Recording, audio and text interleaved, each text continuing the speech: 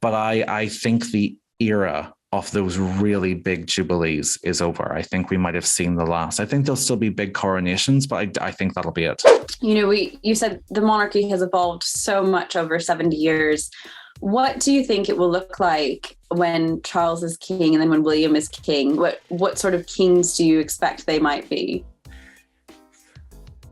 I think we're going to see a slimmed down monarchy. There's no question of that. That's sort of been well known that Charles has wanted to do this for a long time. And within European monarchies, we have different grades of splendor.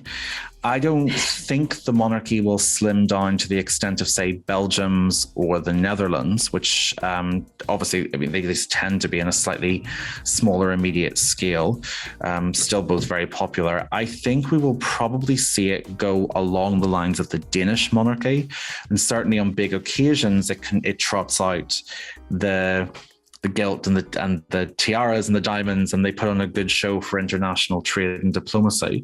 But I think we'll see the numbers of working royals slim down. I think we'll see the number of houses they have slim. I mean, I already have heard that that's what Charles plans to do. He plans to really slim down the number of residences they have. It looks like Buckingham Palace will more or less permanently become a museum and sort of head office. They'll go in and use the balcony, but they'll live in smaller homes. That, I think, will be the most obvious change. Again, this could be the quote that comes back to haunt me in 20 years' time. But I don't think we're going to see things like the Platinum Jubilee anymore, and not just in terms of time spent. Obviously, it'll be very unlikely, given anyone's current age, that they'll be 70 years on the throne. But I think the era of those really big jubilees is over. I think we might have seen the last. I think there'll still be big coronations, but I think that'll be it. I know, for instance, the rumor is, just in terms of the houses, one of the bits in my book that I look at is the Queen Mother taking over a sort of small, well, she said small big house or big small house, whichever you wanted to call it. Sort of like people calling it a cottage in the Hamptons. It's really stretching the word, stretching the word cottage. But she has this home, the Castle of May, that allegedly actually inspired Ralph Lauren to start doing tartan wallpaper. But she left it to Prince Charles in her will. And I think because it's so much smaller and cheaper to run, he's going to make that the Scottish home in place of Balmoral. It'll become a museum. So I think it will definitely look slimmed down. I think we'll also see the royals become a little bit more openly active in things like environmentalism.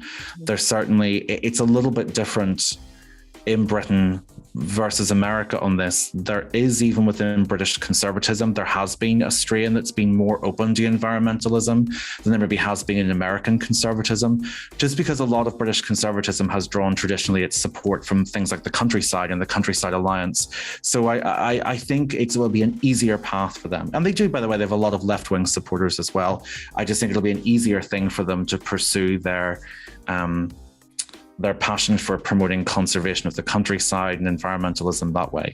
So I think there'll be a little bit more political with a small p, and also monarchy with a much smaller m is where we're going. Hey everyone, I'm Christina Garibaldi, the host of Us Weekly Celebrity Coverage.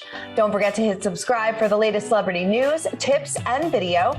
And for much more content, make sure you head on over to usmagazine.com, the official home of Us Weekly magazine.